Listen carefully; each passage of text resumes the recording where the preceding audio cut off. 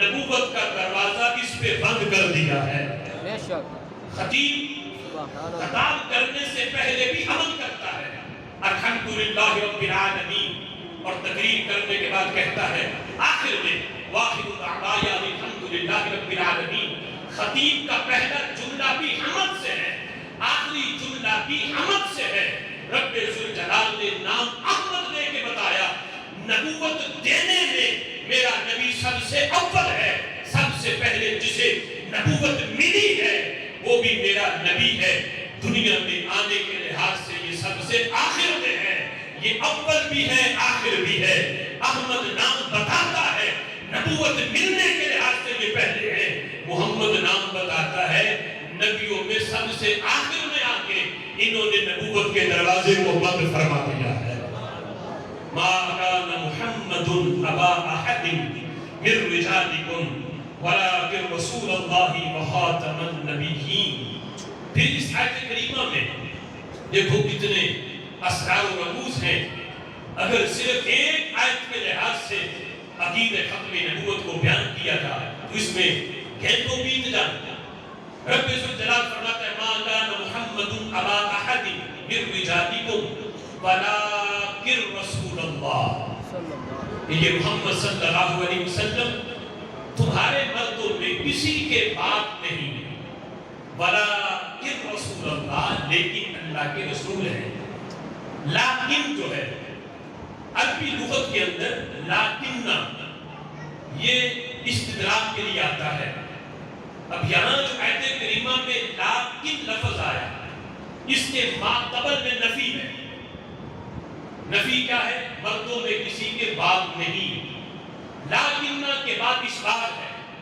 اللہ فرماتا ہے باپ تو نہیں رسول ہے، لیکن کے ماقبل نفی ہے اور لیکن کے مابعد اثبات ہے۔ آتا استدراک کے لیے ہے۔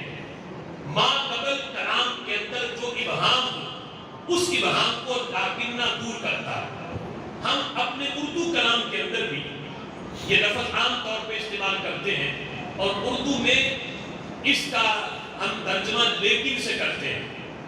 ہم عام طور پہ لفظ لیکن استعمال کرتے ہیں، لیکن کبھی ہم نے غور نہیں کیا کہ اس کا استعمال کس جگہ پہ کیا جا رہا ہے۔ مثال کے طور پہ عربی کی مثال میں دیتا ہوں۔ کوئی بندہ کہے فلان غنی لیکنہ بخیل، فلان بندہ بڑا غنی ہے۔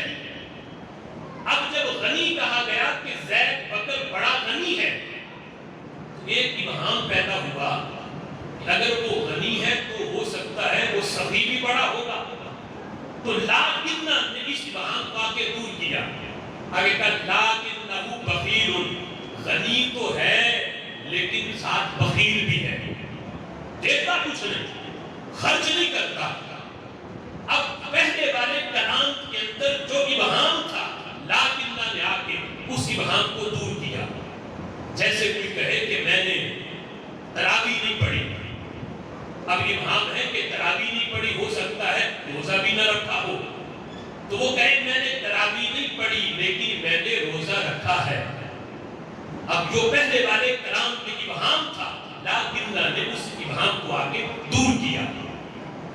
کوئی کہے کہ میں نے حج نہیں کیا، اب ابہام ہے کہ حج نہیں کیا، ہو سکتا ہے عمرہ بھی نہ کیا ہو، وہ کہے میں نے حج نہیں کیا لیکن میں نے عمرہ کیا ہے۔ اب یہ ہے کہ ما قبل کلام کے اندر جو ابہام پیدا ہوتا ہے لیکن اس ابہام کو آگے دور کرتا ہے۔ اب یہ مثالیں ذہن میں رکھیں اور آگے اس آیت کریمہ کو سنیں۔ اللہ فرماتا ہے ما کان محمد ابا احد من رجالکم ولکن رسول اللہ، کہ محمد صلی اللہ علیہ وسلم مردوں میں کسی کے باپ نہیں۔ اب اس آیت کریمہ میں کون سا ابہام ہے جو لیکن نے آ کے دور کیا؟ تو اس کو سننے سے پہلے یہ سمجھیں، ایک ہوتا ہے باپ ہونا اور ایک ہوتا ہے باپ کا شفیق ہونا۔ یہ دو لازم ملزوم چیزیں ہیں۔ جب باپ ہوگا تو اپنی اولاد کے ساتھ اس کی شفقت بھی ہوگی، وہ اپنی اولاد کے لیے ابر کرم بھی ہوگا، اپنی اولاد کے لیے رحمت کا سائبان بھی ہوگا، اپنی اولاد کے لیے وہ شفیع بھی ہوگا، اپنی اولاد کے لیے اس کی ضروریات کو وہ پورا بھی کرے گا۔ اب اس آیت کریمہ میں ابہام یہ ہے، جب اللہ نے نبی کے باپ ہونے کی نفی کی تو ابہام یہ تھا کہ جب نبی پاک علیہ الصلوۃ والسلام کسی کے باپ نہیں تو پھر یہ شفیع بھی نہیں ہوں گے، پھر یہ رحیم بھی نہیں ہوں گے، پھر یہ اپنی امت کے لیے رحمت کا صاحبان بھی نہیں ہوں گے، پھر بھی ان کے لیے شفقت بھی نہیں ہوگی، یہ رحیم بھی نہیں، کریم بھی نہیں ہوں گے، یہ اپنے امتی کی ضروریات کو بھی پورا نہیں کریں گے۔ تو رب ذوالجلال نے اس ابہام کو لازمہ سے دور کیا کہ میرا نبی تم مردوں میں کسی کا باپ تو نہیں ہے، لیکن یہ مت سمجھنا کہ یہ شفیق نہیں ہے، یہ مت سمجھنا یہ کریم نہیں ہے، یہ مت سمجھنا انہیں اپنی امت کی فکر نہیں ہے، یہ باپ تو نہیں ہے لیکن ان کی شفقت باپ سے کہیں بڑھ کر ہے، اس لیے کہ میں نے اپنے نبی کو قیامت تک آنے والے لوگوں کے لیے رسول بنا کے بھیجا ہے۔ اب رسول کی جتنی شفقت اپنے امتی پہ ہوتی ہے باپ کی اتنی نہیں ہوتی، باپ سے کہیں بڑھ کر ایک رسول، ایک نبی اپنی امت کے لیے شفیق ہوتا ہے۔ یہ ابہام تھا اس آیت کریمہ میں، رب ذوالجلال نے لاکنہ سے دور کر دیا۔ اللہ نے فرمایا باپ تو نہیں ہے لیکن ان کی شفقت امت میں باپ سے بھی کہیں بڑھ کر ہے، باپ سے بھی کہیں بڑھ کر۔ اگر اولاد کو کوئی کام، کوئی مجبوری، کوئی حاجت پیش آ انہیں مسئلہ حل کروانے کے لیے تو باپ کے در پہ جانا پڑتا ہے، ضرورت پیش کرنی پڑتی ہے، پھر جا کے مسئلہ حل ہوتا ہے۔ میرا نبی تو وہ ہے جو ہزاروں میل دور امتی اپنے در کے کسی کونے میں بیٹھ کے زبان سے نہیں صرف دل سے پکارے، میرا نبی اس کی فریاد سنتا بھی ہے، سن کے حل بھی فرماتا ہے۔ فریاد امتی جو کرے حال زار میں، ممکن نہیں کہ خیر البشر کو خبر نہ ہو۔ پھر باپ کی شفقت صرف دنیا تک محدود ہے، دنیا سے اگر بندہ چلا جا قبر میں باپ کی شفقت نہیں، حشر کے میدان میں تو جب بیٹا خود چیخ رہا ہوگا تو باپ اس سے جان چھڑائے گا کہ آج میں کچھ نہیں کر سکتا، آج تو مجھے اپنی پڑی ہوئی ہے۔ لیکن میرے امام کہتے ہیں جہاں باپ جو ہے اپنے بیٹے سے بھاگ رہا ہوگا وہاں حشر کے میدان میں میرا نبی آنا رہا کہہ کے اپنے امتی کی شفاعت فرما رہے ہوں گے۔ سبحان اللہ۔ اعلیٰ حضرت اس انداز میں اس کا نقشہ کھینچا، فرماتے ہیں گناہگاروں کا روز محشر شفیع خیر الانام ہوگا، گناہگاروں کا روز محشر شفیع خیر الانام ہوگا، دلہن شفاعت بنے گی، دلہا نبی علیہ السلام ہوگا۔ سبحان اللہ۔ ادھر وہ گردوں کو تھام لیں گے، ادھر وہ پیاسوں کو جام دیں گے، صراط و میزان حوض کوثر یہی وہ عالی مقام ہوگا، آنا رہا کہہ کے آسیوں کو لیں گے، وہ آغوش مرحمت میں عزیز اقلوتا جیسے ماں کو نبی کو اپنا غلام ہوگا۔ سبحان اللہ۔ آج دنیا میں اقلوتے بیٹے کو ماں اتنا پیار کرتی ہے، میرے امام کہتے ہیں اس سے کہیں بڑھ کر نبی حشر کے میدان میں اپنے غلام سے پیار کریں گے، کبھی حوض کوثر، کبھی میزان، کبھی پل صراط پہ۔ فرمایا یہی نبی کا مقام ہے۔ جب صحابہ نے پوچھا محبوب میدان معاشر میں کہاں تلاش کریں، فرمایا میزان پہ دیکھنا، اپنے امتیوں کے نامہ اعمال کا وزن کروا رہا ہوگا، جن کے نامہ اعمال نیکیوں کا پلڑا کم ہوگا وہاں ان کی نیکیوں کا انتظام کروں گا۔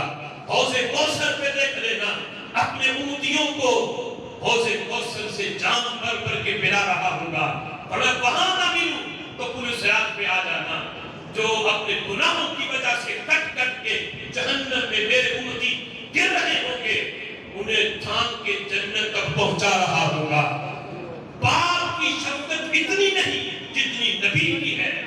اللہ فرماتا ہے مردوں میں کسی کے باپ نہیں ہے، بلا کہ رسول اللہ لیکن رسول بنایا ہے، ان کی شفقت باپ سے بھی کہیں بڑھ کے ہے اپنے غلاموں کے لیے۔ پھر اللہ فرماتا ہے وَلَٰكِن رَسُولَ اللَّهِ وَخَاتَمَ النَّبِيِّينَ، کہ یہ اللہ کے رسول ہیں اور تمام نبیوں کے خاتم ہیں۔ اب یہ لفظ بھی نبی پاک علیہ السلام کی شفقت پہ دلالت کرتا ہے۔ کس طرح آج ایک باپ اپنے بیٹے سے شفقت کرے، محبت کرے، اس کی ضروریات کو پورا کرے، لیکن ساتھ اس کے ذہن میں یہ بھی ہو کہ اگر میں دنیا سے چلا بھی گیا خدا نخواستہ، تو جو میرا بھائی ہے اسے میری اولاد سے بڑا پیار ہے۔ میرے بعد میں اتنا کچھ کر گیا ہوں کہ میرے بعد اگر میں دنیا سے چلا بھی جاتا ہوں تو میرے بھائی میری اولاد کا خیال کریں گے، وہ ان سے محبت کریں گے، جو ان کے ماموں ہیں میری اولاد کے وہ ان کی ضروریات کو پورا کر لیں گے۔ تو وہ باپ بھی اپنی اولاد سے شفقت کرتا ہے، لیکن اتنی شفقت نہیں کرتا جتنا وہ باپ شفقت کرتا ہے کہ جسے یہ پتا ہو کہ اپنی اولاد کا میرے سوا کوئی نہیں، نہ ان کا کوئی چچا ہے، نہ ان کا کوئی ماما ہے جس نے میرے بعد ان کو دیکھنا ہے۔ اس کی شفقت اس باپ سے کہیں بڑھ کر ہوگی۔ بلا مثال و تمثیل تمام نبیوں نے اپنی امتوں سے پیار کیا ہے، لیکن ہر نبی جب پیار کرتا تھا تو ساتھ ذہن میں یہ بھی ہوتا تھا اگر کہیں کمی رہ گئی تو کوئی بات نہیں، میرے بعد اور نبی آنے والا ہے، وہ اس امت کو سنبھال لے گا۔ ڈیوٹی ہر نبی نے نبھائی ہے، لیکن ساتھ ذہن میں یہ بھی تصور تھا کہ میرے بعد میں دنیا سے چلا گیا، ابھی بڑے ہیں آنے والے، وہ سہارا بن جائیں گے اس امت کا۔ لیکن ہمارے آقا علیہ السلام اپنی امت سے اتنا پیار ہے، اس حد تک پیار کیا، ساتھ یہ بھی ہے ذہن میں کہ میرے سوا میری امت کا کوئی نہیں ہے، میں جب دنیا سے چلا جاؤں گا تو پھر میری امت کا سہارا کوئی نہیں بنے گا، اس لیے کہ دیگر نبیوں کے بعد نبی آتے رہے، میرے بعد نبوت کا دروازہ بند ہے۔